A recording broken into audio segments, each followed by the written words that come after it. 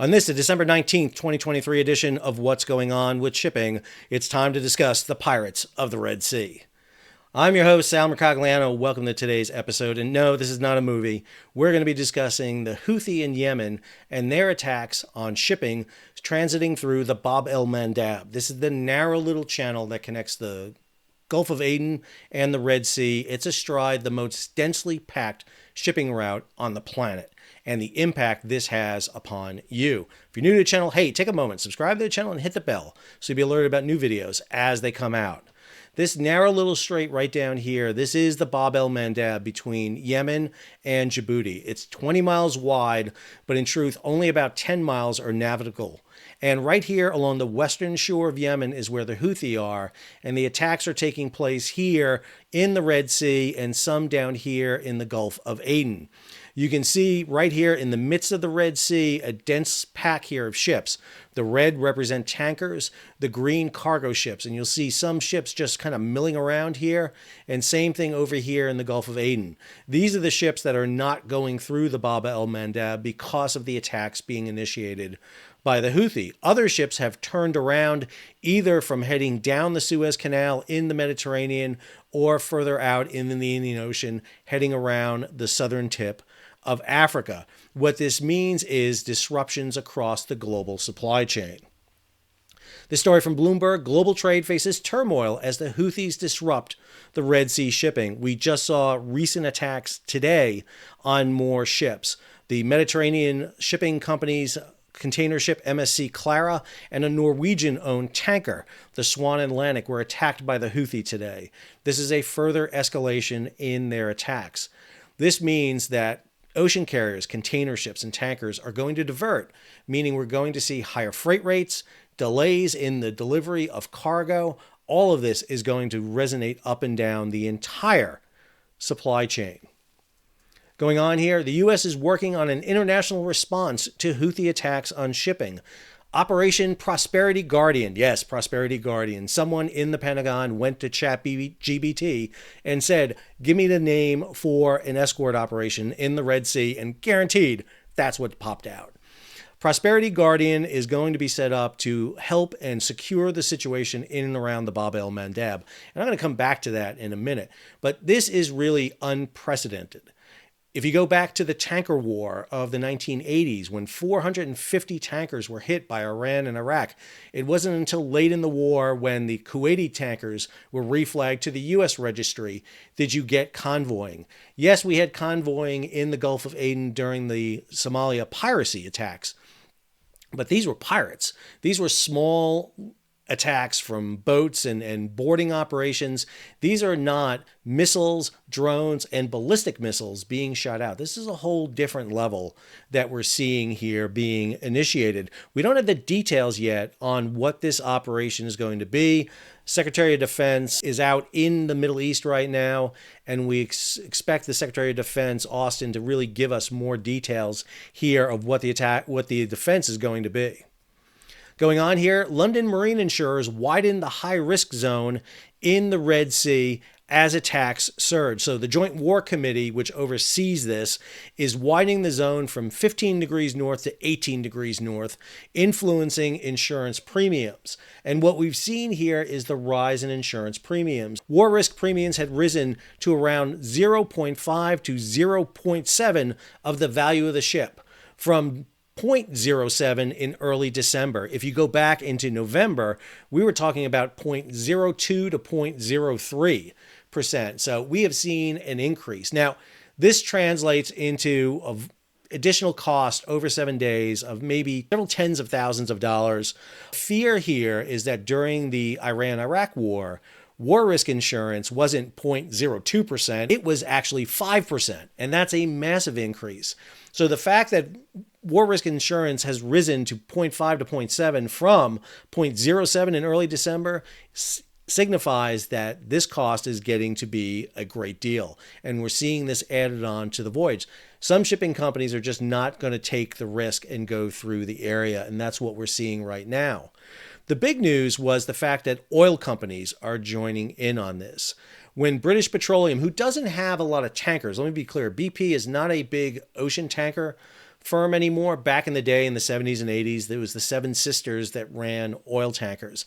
Not anymore. After Amoco Cadiz and Exxon Valdez, the tanker companies kind of gave up their tankers, and you have these kind of smaller operating companies that run them today. But BP does book a lot of freight, and BP booking oil cargoes on ships, this is telling them not to go through the Red Sea. This is a big issue. And what we're seeing here is that proliferation. This list done by Reuters over at G-Captain gives you really the rundown. BP, CMA CGM, Equinor, Euronav, Evergreen. Evergreen is the big Taiwanese container line. Frontline, Hapag, Maersk, MSC, OOCL, which is part of the Chinese Overseas Shipping Company, and Yang Min. We know that the Chinese Overseas Shipping Company is already diverting vessels. We've seen that happen as we speak. So what does this all mean? I posted a thread on Twitter, X, and on LinkedIn. I want to kind of recap what I said, because I think there's a lot going on, and I've received a lot of comments here about some past videos. So number one, traffic in the Red Sea is piling up. We already see that. So ocean carriers, which are diverting vessels, are still sending ships through the Suez into the Red Sea, and we see ships now piling up off of Oman.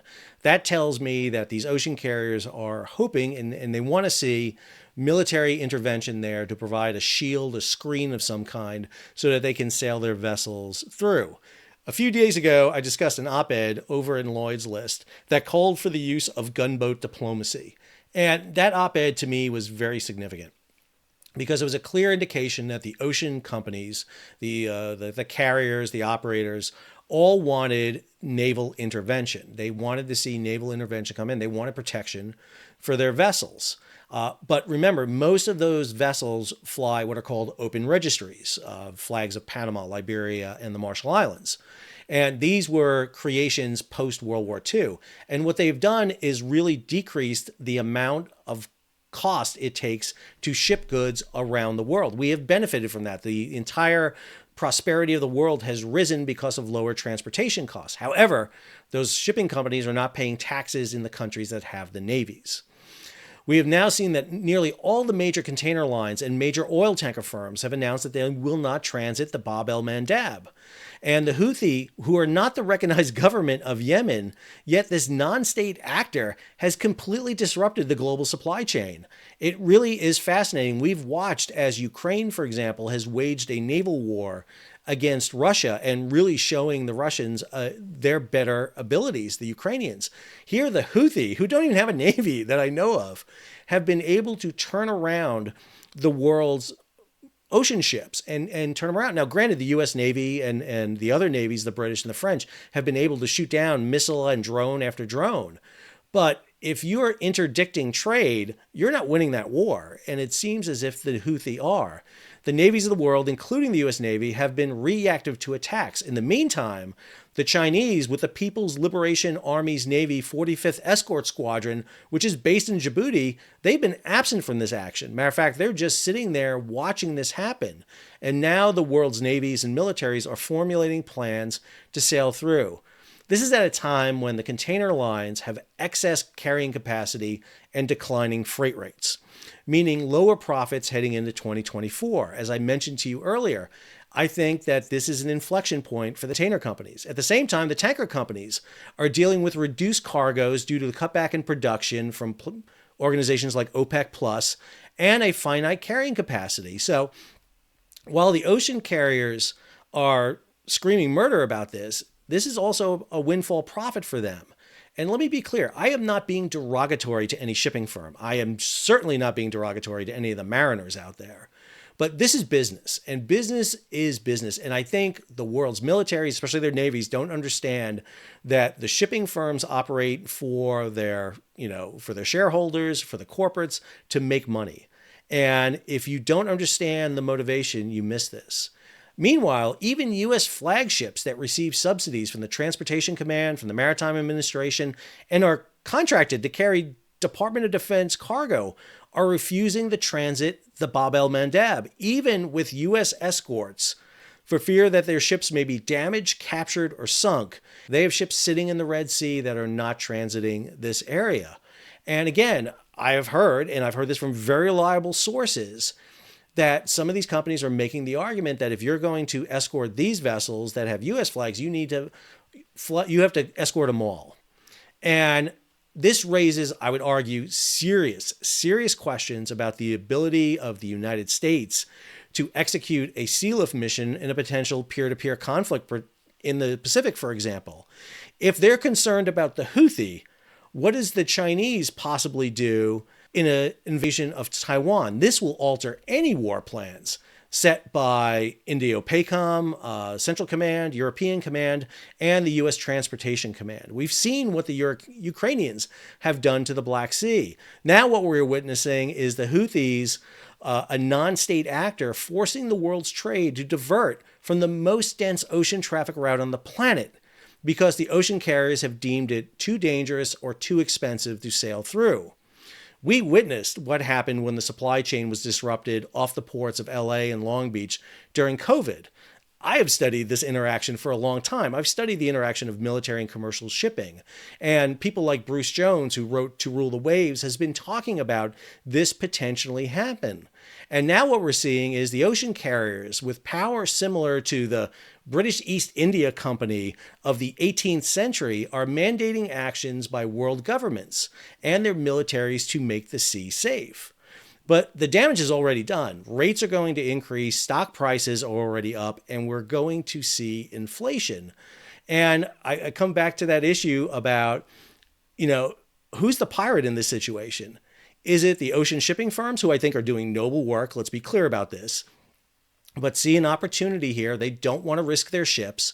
They want to get the protection of the navies, but their ships don't fly the flag of those nations, so they've got to get those nations to come in there and protect global trade.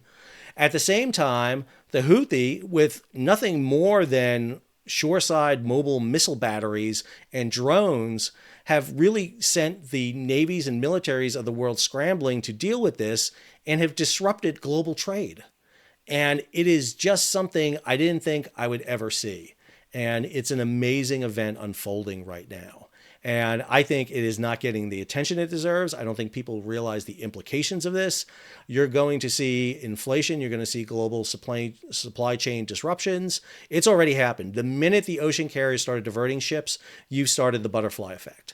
And we're going to see that resonate down. But if you're in the U.S. military, you better be thinking about, how am I going to get my sea lift over to these areas if all of a sudden there is a contested sea? This raises a whole new issue that we need to be talking about. I hope you enjoyed today's episode. If you did, hey, take a moment, subscribe to the channel and hit the bell so you'll be alerted about new videos as they come out. Leave a comment, share it across social media, and if you can, support the page. How do you do that? You hit the super thanks button down below, or head on over to Patreon and become a monthly or yearly subscriber. Until the next video, this is Sal signing off.